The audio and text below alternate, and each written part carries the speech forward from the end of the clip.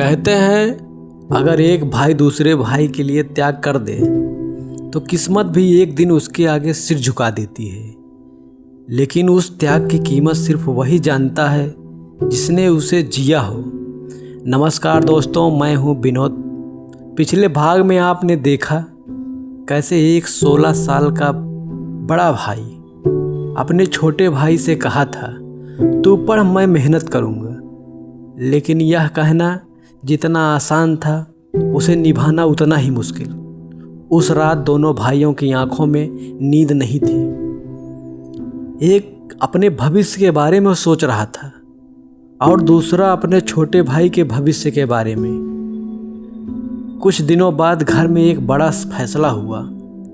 परिवार ने तय किया कि विनय इलाहाबाद जाएगा, वहाँ रहकर पढ़ाई करेगा, ताकि जिस घर में आज तक एक भी सरकारी नौकरी नहीं हुई, वहाँ से एक दिन कोई सरकारी नौकरी में आएगा। लेकिन सवाल सिर्फ एक था, खर्चा कहाँ से आएगा। पिता चुप थे, माँ चुप थे, विनय भी चुप था।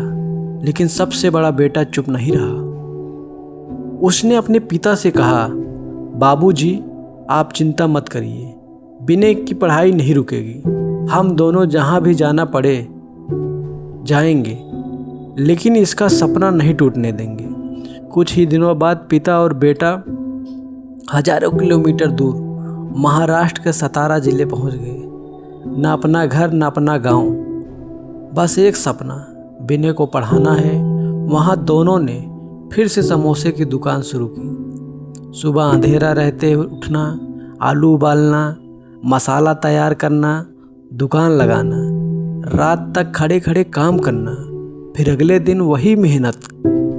उधर गांव में माँ अकेली रह गई थी।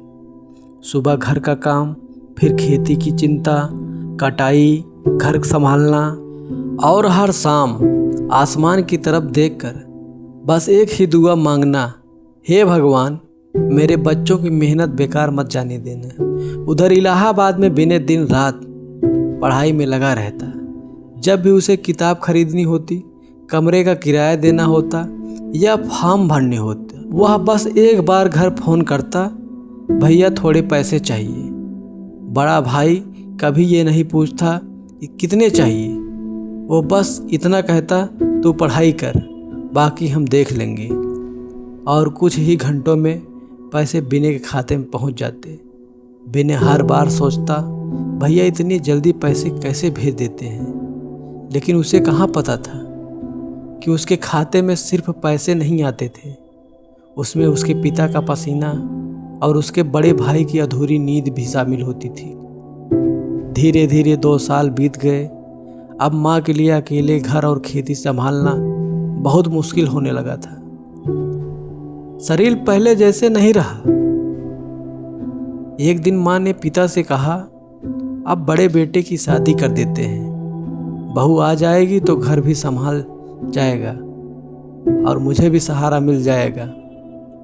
पिता कुछ देर चुप रहे, फिर बोले, जिस घर में बहू आएगी उसे सुख कम, जिम्मेदारियां ज़्यादा मिलेगी। कुछ महीनों बाद बड़े बेटे की शादी हो गई।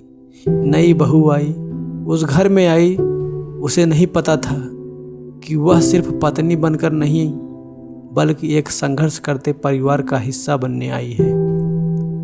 और उसने बिना कोई शिकायत किए घर संभाल लिया, माँ का हाथ बटाया, खेती में साथ दिया और अपने पति के हर संघर्ष में उसके साथ खड़ी हो गई। तो दोस्तों, यहीं समाप्त होता है इस कहानी का दूसरा भाग। लेकिन कहानी का सबसे कठिन समय अभी बाकी है।